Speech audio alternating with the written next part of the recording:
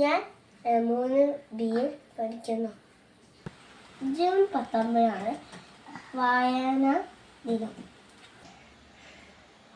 ഞാൻ വായിച്ച ഈ പുസ്തകമാണ് പവിഴമല്ലി.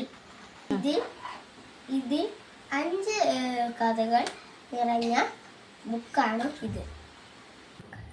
ഈ ബുക്കിലെ ആദ്യത്തെ കഥയായ മാന്ത്രിക പെൻസിലാണ് ഞാൻ ആദ്യം വായിച്ചത്.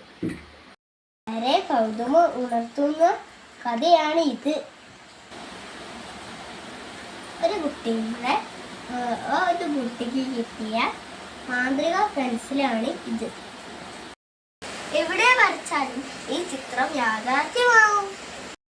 എനിക്ക് ഈ കഥ വായിച്ചപ്പോൾ നല്ല ഇഷ്ടപ്പെട്ടു. ഇതുപോലത്തെ ഒരു പെൻസിൽ എനിക്ക് കിട്ടിയിരുന്നെങ്കിൽ നന്നായിരുന്നു. നന്ദി, നമസ്കാരം എന്ന് ആരംഭിക്കാം.